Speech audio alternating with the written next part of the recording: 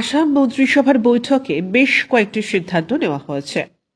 উমরাসু কয়লা খনি দুর্ঘটনায় মৃত শ্রমিকদের নিকট আত্মীয়কে 10 লক্ষ টাকা প্রদান করা হবে।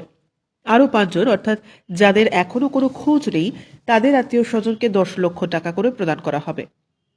ক্ষতিকারক অনুদান প্রদান করা হবে। বিষয়টি তদন্তের জন্য দায়িত্বপ্রাপ্ত কর্মকর্তা ব্যক্তি এবং প্রতিষ্ঠানের বিরুদ্ধে গুয়াহাটি হাইকোর্টের প্রাক্তন বিচারপতি অনিমা হাজারিকা নেতৃত্বে একটি বিচার বিভাগীয় তদন্ত কমিশন গঠন করা হবে।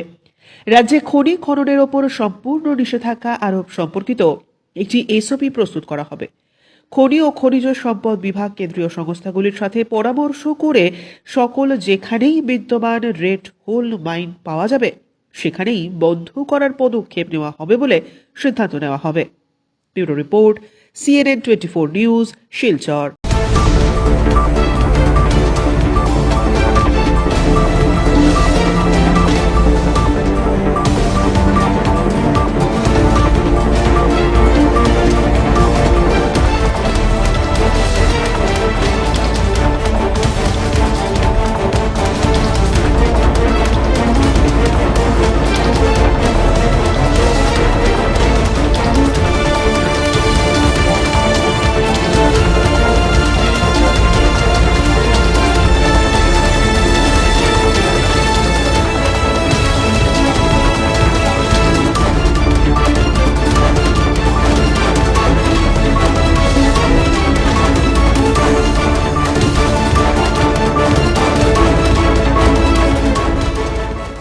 আসাম মন্ত্রিসভার বৈঠকে বেশ কয়েকটি সিদ্ধান্ত নেওয়া হয়েছে।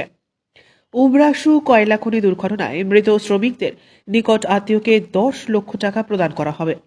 আরও 5 জন অর্থাৎ যাদের এখনো কোনো খোঁজ নেই তাদের আত্মীয় স্বজনকে 10 লক্ষ টাকা করে প্রদান করা হবে। ক্ষতিকারক অনুদান প্রদান করা হবে। বিষয়টি তদন্তের জন্য দায়িত্বপ্রাপ্ত কর্মকর্তা ব্যক্তি এবং প্রতিষ্ঠানের বিরুদ্ধে গুয়াহাটি হাইকোর্টের প্রাক্তন বিচারপতি অনিমা হাজারিকা নেতৃত্বে একটি বিচার বিভাগীয় তদন্ত কমিশন গঠন করা হবে। রাজ্যে খনি খননের ওপর সম্পূর্ণ নিষেধাজ্ঞা আরোপ সম্পর্কিত একটি এসওপি প্রস্তুত করা হবে।